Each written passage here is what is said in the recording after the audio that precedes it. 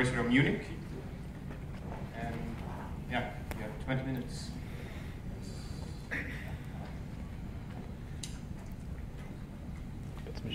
So, can everyone hear me on the back? Okay. So I'm Jose. I'm coming from Technische Universität München, but nobody can actually say that, so we say TUM. And yeah, we're from the Department of Computer Science, and we're doing applications and middleware. So we're building basically a lot of things with big data, and every time something doesn't fit on memory or it has to be so fast, we are interested in that problem. So the outline, well, basically, I would like to talk to you. I would like to give kudos to India because they're also working in electric vehicles. This is, for example, a Mahindra, what you see there. And I know also that Tata Motors is also working on electric vehicles and has a prototype. But basically, from my talk, what I'm going to do is explain what the title actually means. So what is this EV charging congestion control? How can you formulate that as an optimization problem? And then give an outline of our contribution, which is a distributed anytime algorithm. And finally, some evaluation, which you have to do, but actually everything is proven mathematically, so the evaluation is kind of, yeah, just to get out of the way. So what is the issue actually? Well, if you have many EVs charging at the same time in a household, it can lead to a blackout. Now, why do we say this is true? And it's pretty intuitive. A normal household, maybe in the States or maybe in Germany, it consumes around 2 kilowatts of instant power. And you can actually go to a website right now and buy a home charging device that consumes 22 kilowatts of power, just for 1,000 euros. So that means if you're already paying 60,000 euros or something for an electric vehicle, well, 1,000 more is not a big deal. So I would get it. So what is the problem? Very simplified. Here we have a very, very simple model of a power line. You have the transformer, the protection, and then the protection actually takes care of protecting the transformer or the power line. And it has a maximal capacity. And when it reaches this maximal capacity, it triggers. So it cuts the power to protect the device. So what you have is you have some uncontrolled loads, and you usually have a margin of capacity which is still free. But what happens if you plug in your electric vehicle and you go over that? And then the protection device starts detecting this fault, and at some point it cuts the power. So you have a blackout. And how long does this take? Well, it depends on the protection device and how you parameterize your grid, but usually it is on the millisecond range or hundreds of millisecond range. So you have a real-time kind of like constraint here of being really fast with your optimization or whatever you're doing to prevent this. So is this really a problem? We talked to some companies and some of them were saying it's not really a problem. But what we see here is, for example, the peak load that EVs would produce in Germany. And here we see different chargers for 4 kilowatts, 20 and 40. You can even get 40 now. And what happens is, of course, we have over-provisioned the grids. Usually the grids are built with 20 or 30% above peak load, just to keep it safe. So that is 20 to 30%. And what you see here is that, for example, Germany has the goal of reaching by 2020 1 million electric vehicles. What you see is that with 20 kilowatt chargers, we're already reaching that. And if we want to go more, we're certainly going to have some problems. Now, not all grids are going to have problems, but some of them are. So if we want home fast charging, if we don't want to wait 5 to 6 hours for that, we really need to do something. So why not just charge slowly? I mean, we do that with, for example, cell phones. But I don't know about you, but I have the problem that I sometimes forget to charge my phone. And when I don't really need it, the thing is fully charged. And when I really need it, the thing is almost dying. And when I go out to work, I try to connect it for 2 minutes, believing that it will make a difference, but it actually doesn't. So it would be nice to have like a fast charging, and actually I guess Samsung has now one, something like that. So what are the solutions for the electric vehicle? Well, we can update the infrastructure, which at some point we will have to do if electric vehicles prevail. But this is very expensive, and in Germany it takes a lot of agreeing with people and law and so on, so it would slow down EV adoption, for example. And the other way is to control EV charges. And what can you do by controlling? You can do overloading prevention, which is basically not allowing the cars to reach this maximal capacity of the grid. But this is suboptimal. You're not actually getting the most out of your infrastructure. So we want to focus on the optimal use of the available network. Now, how does this look like? In a very simple example, you have your load again. You use the maximal capacity that you have available without tripping the protection, and then you charge the maximum you can. So this is in very simple terms. Now, this is not a new problem. This problem has been looked up by many people. For example, overloading protection, there is a nice paper by Turisting, and they actually use synchronizations avoidance, which I think is a pretty interesting approach. We focus actually on optimal use of infrastructure, and we're actually expanding on a paper where Keshav was involved, so I'm expecting some hard criticism later. But we actually model the problem also as a network utility maximization problem. And I really like their approach. They did excellent work, so I would suggest you read this paper. They actually got Best Paper Award right here, exactly. So read this paper, and the only issue is that they use dual decomposition to solve the problem, and later I'm gonna go about why this may not be the best solution, and I propose an alternative. The other approach that it comes from network or protocol design is this AIMD-like algorithms, where they actually gradually increase the charging rate of the electric vehicles until they reach an overloading point, and then they reduce it. And they do this many times, and somehow they reach the optimal. But what you can have there is some denial of service, which can be an issue. So our approach, actually, we want to use optimal use of infrastructure. We formulate this as a network utility maximization problem, which basically means it is instantaneous. We have no prediction, and it's best effort. And we provide this distributed solution with this anytime property, which I'm going to go into in a minute. And what is kind of interesting is that you can interpret this as a budget-based control approach, but I'll go into this later. So this is actually the EV charging problem as a network maximization problem. It's basically the NUM problem. It is the most simple way you can model these things. So it gives you actually, it is known as a canonical problem, and it gives you just the right properties you need to model the most simplest form of this problem. So you have, each EV has a utility function. In this case, we're using a logarithm function, which actually gives you what they call proportional fairness. But it basically means that you have no denial of service when you optimize this. Then you have the maximal, actually this is flipped. Sorry, so the second equation actually says the maximal charging rate of the electric vehicles, and the last equation actually gives you the maximal power line capacity, which is available, which is the capacity of the power line minus the power line being used, minus the capacity being used by the uncontrolled loads. So, now we're going to do a little bit of a review into iterative methods for optimization. So if you have this general problem, you have to minimize some function over some set, which is the feasible set. An iterative algorithm is nothing more basically than a mapping that converges to the optimal solution. And the optimal solution, of course, has to be on the feasible set. If not, you have no result. So you have an iterative method, and of course it converges into the optimal solution. That's what the second equation says. So there is two ways how you can do this mapping. You can have something that is feasible on convergence. So this basically means you have your area, which is feasible, and you have your area of rest of the numbers around. So you start from 0, and this is what actually dual decomposition and ADMM-like algorithms do. They go out of this area, and then they go through the iterations, and at the end, actually at the end, they are feasible, and that's how you know how you converge. So it would be nice to have a method that is feasible on each iteration, because we have this hard time constraint. So what we would like to have is actually something that stays in the area and gets to the optimal, right? So this is what we call an anytime algorithm. So when are anytime algorithms useful actually? Well, it is useful when you need to stop your computations before convergence. So some sort of real-time requirements that you have. Because as you see with the red point, let's say we stop at the second iteration, you're outside of the feasible zone. With this, with the mapping when that converges on that is on convergence feasible. And with our mapping, you're always on the feasible area, so that's an advantage for real-time use. The other is, you know, these capacities of the lines, they change constantly because load changes constantly.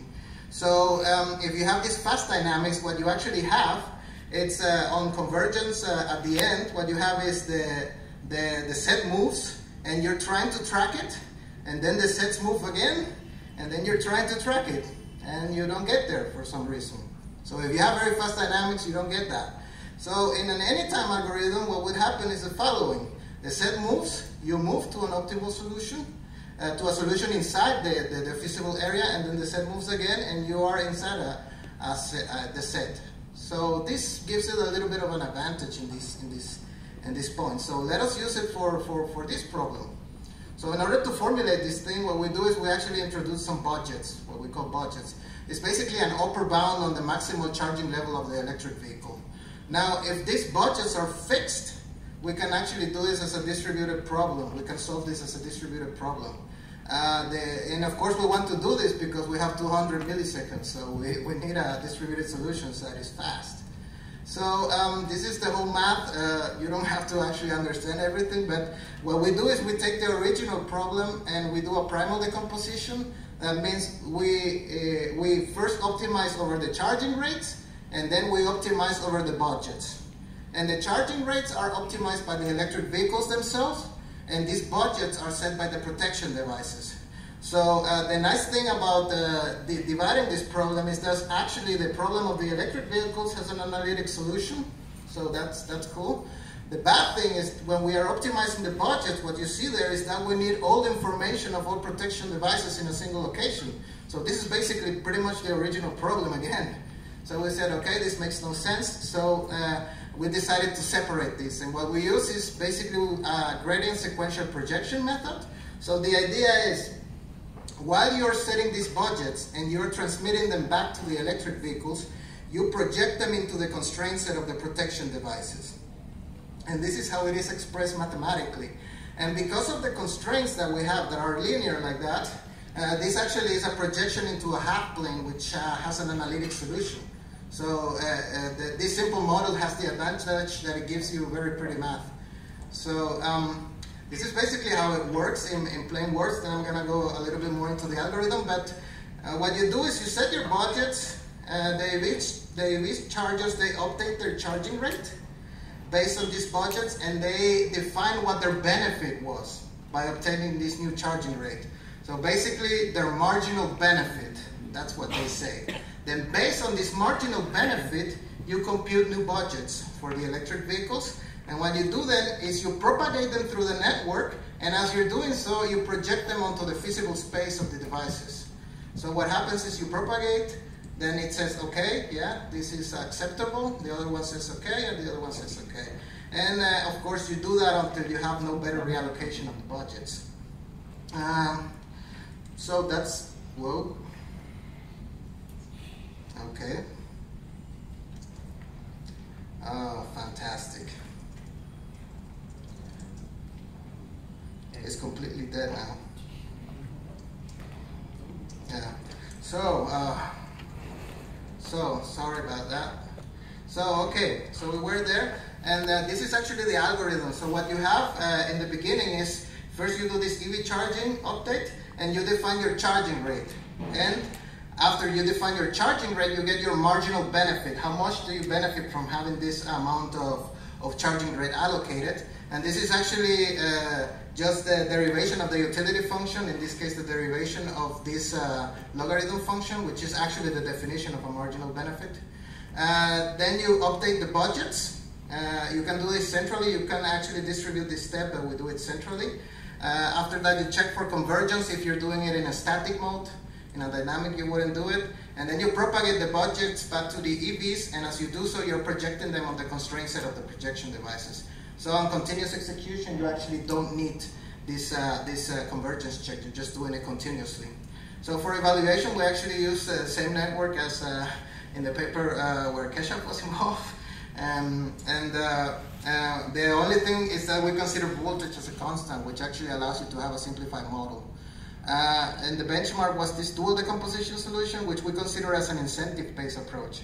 So instead of, actually, it's like ADMM. Instead of sending a budget, what you do is you give a price, and you get an answer, you give another price, you get an answer until you converge.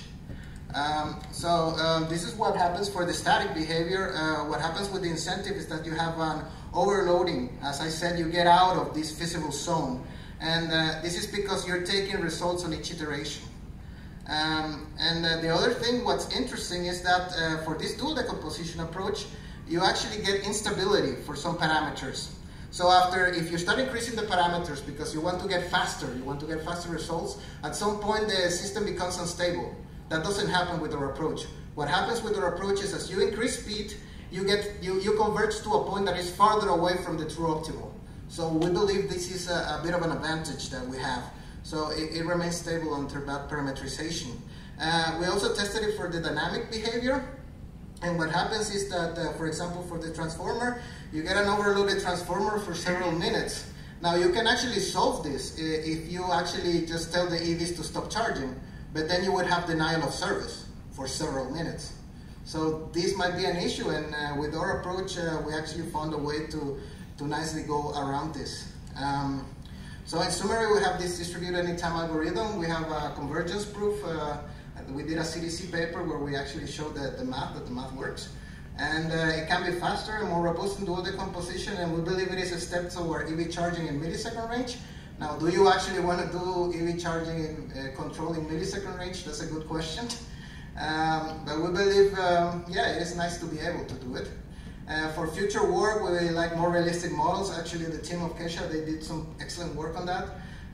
We want to investigate asynchronous behavior, because if you have a distributed algorithm at these time scales, and you insist on having synchronism, it is pretty hard to actually realize in real life for the implementation, the informatics implementation. And we would like to benchmark against suboptimal approaches, which we haven't done. We have just concentrated on optimal approaches. So in summary, if you're a non-believer on electric vehicles, please go and drive one. They're pretty awesome. So, thank you.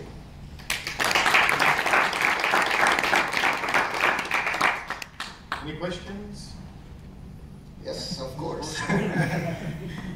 Okay, so actually this is very nice work, and I'm certainly glad I didn't do this work. I don't understand much of it. So we can sit later with a beer and talk about it. I do have a question about, you heard the talk this morning about the keynote where, you know, the traditional view of the distribution network is to ignore it, right? Yeah. And so my understanding of protection is it's a black art. Nobody really understands it, especially the current delay formulation. They choose something, and the person who chose it died 50 years ago. Right? Exactly. So it's very hard for me to believe that you can actually get the protection parameters into your formulation, because nobody really knows what they are. That's true. It may be not at the moment. What you're saying is true. Usually they set these parameters, and you get an engineer which actually sets the timing. They don't have all the same timing. You set it. You set a cutoff schedule actually for each network. There's a charge versus delay schedule for each protection that you put. Exactly. But the issue is times are changing, as Bob Dylan says. You know. We believe IEDs. If you heard of intelligent electric devices, they're coming out from ABB and Siemens, and they're interested in having such solutions. So that's what they sell, and they're definitely interested in having these solutions. Yeah, thank you. Yes? Any other?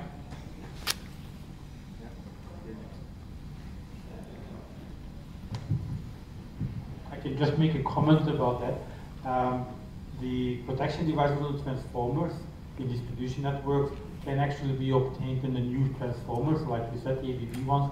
They're actually settable software-wise, completely centrally, and they have, like you indicate, timing. Unfortunately, these devices, even if you had a whole street full of them, would not bother a transformer, because you have 100% terminal load capacity on any transformer. The only time you would trip them is when you heat them up too much. Now for that you need a lot of power and juice to be able to do it. And with 48 kilowatts, the first protection that will go is the one from your house, not the one from the transformer. And so in order for you to be able to have a 48 kilowatt charger in your house, you will actually have to talk to your distribution company to begin with. And then there will be a negotiation. And it may cost you a little bit more than €1,000. Yeah, but you can have a 20 kilowatt one. 20 kilowatt is right. Yeah, you just can do that with the free space. And as you saw on the slide, we are already getting to the boundaries there. Yeah, you're right. So and if you have penetration of more than 50%, then you need to really look at asynchrony and not synchronous. Yeah, this is a big discussion. Actually, a lot of people we talk to, they say, "Oh, that's not a problem. Don't worry about it." But yeah. No, you're right. There is a problem.